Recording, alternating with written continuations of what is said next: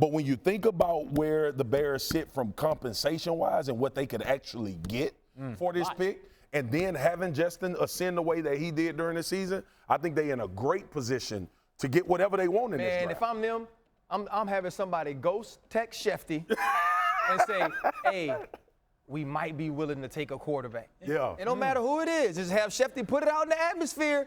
And if it's in the atmosphere, I want everybody just dangling it out there, brother. Let it play out there. I got to really dive in instead of the college kids. I would have pushed back a little bit. I think Bryce Young is special. I think Bryce Young is Steph Curry on a football field. How slow the game is for him. Let me say that about him. Remember, I think it's 2 or 3 seasons ago when the Jets, at the last game of the year, I believe it was, won at home versus, a couple years ago, right? They won at home versus the Rams in a meaningless game. The Jets were, I think, the #1 pick at the moment. They win the game and they drop down to #2.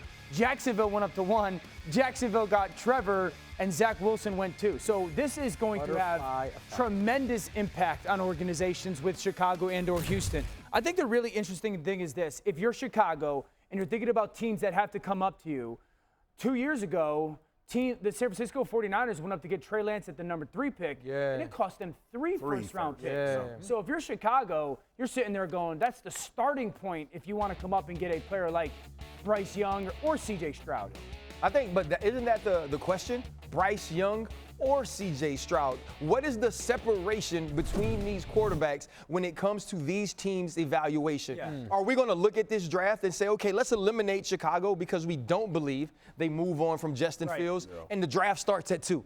And we're comfortable whether we get Bryce Young or if we get C.J. Stroud. And so I think the way that you see those 2 players, or Levis or Richardson, the way that you see this group of quarterbacks gets you to the point of what you're willing to give to move up to #1. Now, if somebody is just absolutely blown away with Bryce Young, the way I have been since he touched the football last year against the Miami Hurricanes at the start of the season, I think you do give the Bears what you need to give them in order to get this player if you think he's transcendent. And sometimes with these quarterbacks, it may not be how close they rank on Mel Kiper's big board. It's like real estate, right? Like, we might all see 5 houses that are on the market for the same price. Like one better. But you like A, I like B, he likes C, he likes. Thank you for watching ESPN on YouTube. For live streaming sports and premium content, subscribe to ESPN+.